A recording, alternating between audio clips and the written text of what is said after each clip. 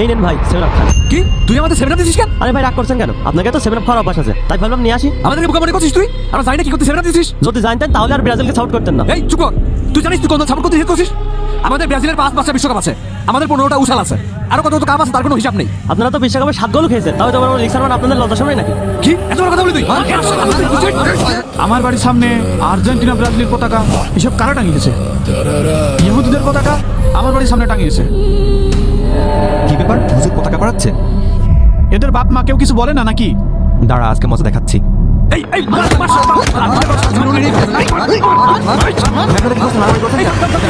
মারামারি করছেন কেন নিজেদের ভিতর? ও আমাদের দলকে অপমান করছে। ও আমাদের দলকে অপমান করেছে। আপনারা জানেন কি হয়েছে? কি হয়েছে? এদিকে আপনারা মারামারি করছেন আর ওদিকে আপনাদের দুধের পতাকা পানি ছিনে পাড়াচ্ছে এক হুজুর। কি আমাদের ব্রাজিলের পতাকা? কি আমাদের আর্জেন্টিনার পতাকা পায়ে নিচে পারছে? এত বড় সাহস আমাদের দলের পতাকা বাইরে দিতে পারছে? কোন হুজুর এই কাজ করছে? এই চল তো গিয়ে দেখি। এই চল,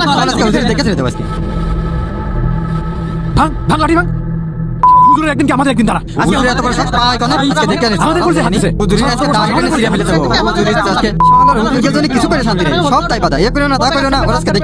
এই এই হুজুর এই, আপনি জানেন এই যে পতাকা বাঁধে পাচ্ছেন এটা আমাদের কত আবেগের জায়গা? আমাদের প্রিয় কলেজের দলের পতাকা বাঁধে পাচ্ছেন আপনি। আমাদের আর্জেন্টিনার পতাকা আপনার পায়ের তলে, এটা আমরা কখনো মেনে নেব না। আমরা আপনার মাথা ফাটাই ফেলবো। আপনি কোন সাহসে আমাদের প্রিয় টিমের পতাকা পাঠাইছেন? আচ্ছা, এই তোমরা আমার একটা প্রশ্ন উত্তর দাও তো, এই পতাকা কি তোমাদের দেশের? আপনার এসব কথা উত্তর দেন আমাদের সময় নেই। আপনাকে এটা বলেন, আপনি কোন সাহসে আমাদের প্রিয় টিমের পতাকা বাইরে দিতে পারাইছেন? আমাদের আবেগে আঘাত করছেন আপনি। আচ্ছা তোমরা বলো তো, যেই পতাকা নিয়ে তোমরা এত কিছু করছো তার সাথে আসলে তোমাদের সম্পর্কটা কি? হুজুর আপনি একটা কথা বলেন তো, আপনাকে তো বড় সাহস কে দিয়েছে যে আমাদের পতাকা ছেড়ে আপনি পাত তুলে দেন? কিসের সাহস জানতে চাও? এটা হলো আমার ইমানের সাহস।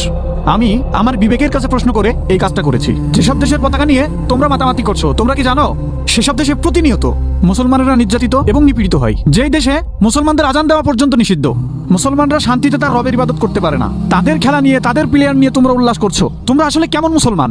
মেসি ম্যারাডোনা আবার কোন মুসলমানের ক্ষতি করলো? হুজুর আপনি এটা বলেন তো, পেলে নেইমার কোন মুসলমানের ধরে মারধর করলো? কোন মুসলমানের ক্ষতি করলো আপনারা বলেন তো? ক্ষতি কি শুধু চুলদারি ধরে মারলেই হয়? যেসব প্লেয়াররা তোমাদের আদর্শ নষ্ট করছে, তোমাদের পোশাক, তোমাদের চুলের কাটিং, যেটা হওয়ার কথা ছিল রাসূলুল্লাহ সাল্লাল্লাহু আলাইহি ওয়াসাল্লামের দেখানো সুন্নাহ অনুযায়ী, কিন্তু এখন তোমরা নেইমার মেসি কাটিং দিচ্ছ। হুজুর আপনি ভুল বলছেন, তাদের খেলা ভালো লাগে এই জন্য আমরা তাদেরকে সমর্থন করি। আসলে তোমরা কি শুধু খেলায় সমর্থন করছো? যদি খেলাই হতো তাহলে এক দলের সমর্থক অন্য দলের সমর্থকদের সাথে মারামারি করতে না। খেলোয়াড়দের চুলের কাটিং, পোশাক, জীবনযাপন এগুলো তোমরা অনুসরণ করার চেষ্টা করতে না। তোমাদের চিন্তা ভাবনা, তোমাদের সময়, আবেগ সবকিছু তারা প্রভাবিত করেছে। অথচ তোমরা বলছো যে তোমরা শুধু খেলার সমর্থন করছো। হুজুর ব্রাজিলেও তো মুসলিম প্লেয়ার আছে। মুসলমান নাম থাকলে কি সব ঠিক হয়ে যায়?